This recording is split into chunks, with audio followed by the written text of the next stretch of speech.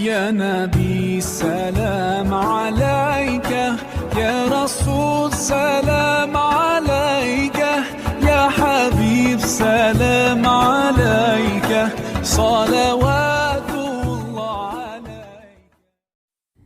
बिस्मिल्लाहिर्रहमानिर्रहीम। अस्सलाम वालेकुम फ्रेंड्स। आज का टॉपिक है हमारी यंग जनरेशन दीन से दूर क्यों है। हमारे बच्चे इवन हमारे जहनों में ऐसे कई सवाल आते हैं दीन से रिलेटेड जिनका हमारे पास जवाब ही नहीं होता, ना हमें इर्द गिर्द से मिलता है। सूरत हाल क्या है असल में हमें और हमारे बच्चों को और शायद हमारे पेरेंट्स को भी ठीक से दीन की तालीम ही नहीं दी गई। गलती कहाँ है? अगर आप पाकिस्तान का जायज़ा लें, इंडिया, बांग्लादेश, तमाम मुस्लिम ममालिक कहीं भी देख लें, दीनी तालीम है क्या? तालीम ये दी जाती है कि कुछ सूरतें याद कर लो, सीरत के 2-3 कस्बे याद कर लो, कुछ किस्से याद कर लो, 10वीं जमात का इम्तहान पास करने जितना याद कर लो, बस वो पास करने की देर है। दीन से फिर तुम्हारा क्या ताल्लुक़?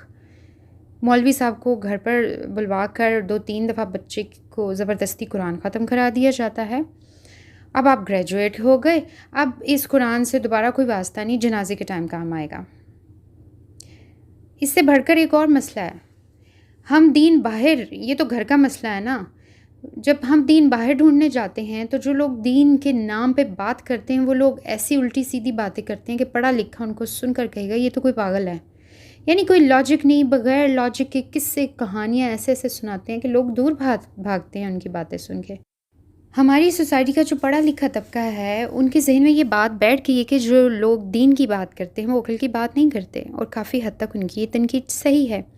हमारी सोसाइटी में ऐसी बहुत सी मिसालें हैं, लोगों ने दीन के बारे में ऐसी उल्टी सीधे बातें की हैं, मिंबर पर खड़े होकर बड़े बड़े जलसों में सुनने को ऐसी बातें मिलती हैं।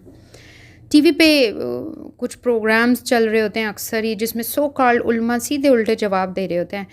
एक दफ़ा मैंने एक प्रोग्राम सुना, एक कॉल आई कि वो कहता है कि मैं सुबह को उठ नहीं पाता टाइम पे, तो आलिम साहब उसको बता रहे हैं कि तुम 3 दफ़ा आयतुल कुर्सी पढ़ो, फिर अपना नाम अल्लाह को बताओ, नाम लो अपना, और उसके बाद आप टाइम बताओ कि अल्लाह मैं इस टाइम पे उठना चाहता हूँ। यानी अल्लाह को क्या आपका नाम नहीं आता? ये कौन सा दीन है? ये फार्मूला तो 40-40, 50-50 साल दीन का इल्म हासिल करने वाले लोगों को कभी नहीं मिला। इन्हें कहाँ से मिल गया? ऐसा होता तो आप सल्लल्लाहु अलैहि वसल्लम सबसे पहले हमें इस टाइप की तस्बीहात बता के जाते कि छोड़ो, कुरान पढ़ना तो ज़रूरी नहीं है, फ़लाँ काम करना है तो ये तस्बीह इतनी दफ़ा पढ़ लेना, फ़लाँ काम फंस गया तो इस तस्बीह को इतनी दफ़ा पढ़ लेना। और हमारे उलमा क्या कहते हैं कि इतने लाख दफ़ा अल्लाह के इस नाम की आप तस्बीह पढ़ ले तो आपका फ़लाना काम हो जाएगा। अगर दीन इतना ही आसान था तो तस्बीहात ही हमें दे दी जाती। देखें, अगर आप झूठ बोलते हैं या आप ग़ीबत करके आ रहे हैं और आप 100 टाइम किया, लाखों दफ़ा आप तस्बीह पढ़ लें, आपकी तस्बीह नहीं कबूल होने वाली।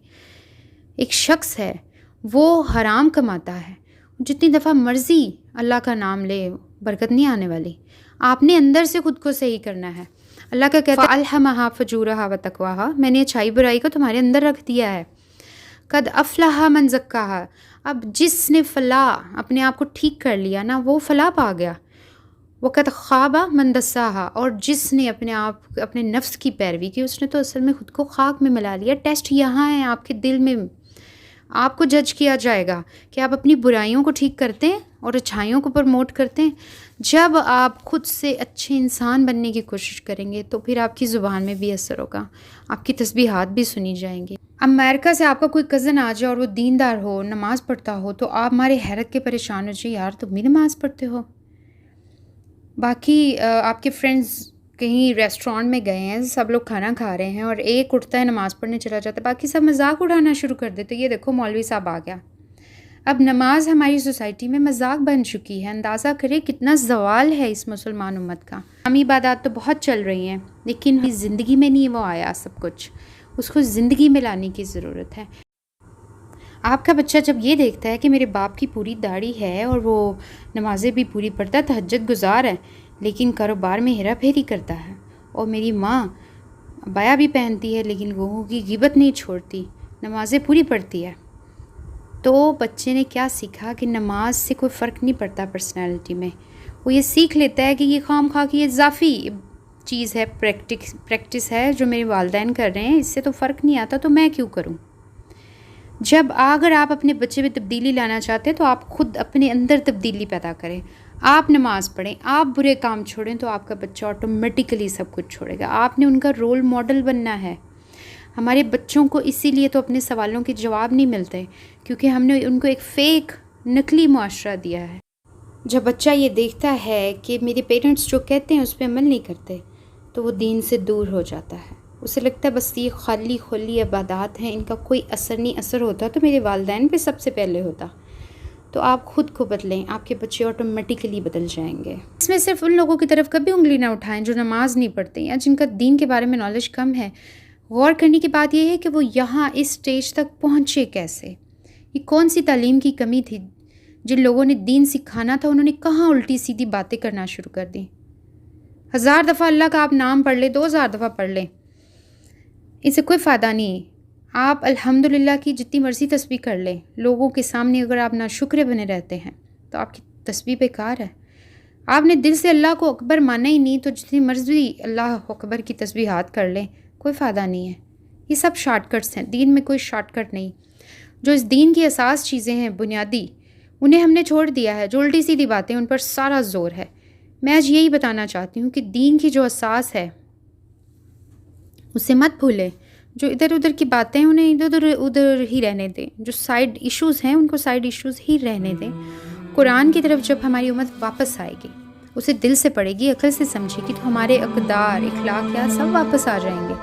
ایک دفعہ اللہ کا کلام تو ہمارے دلوں میں اترے.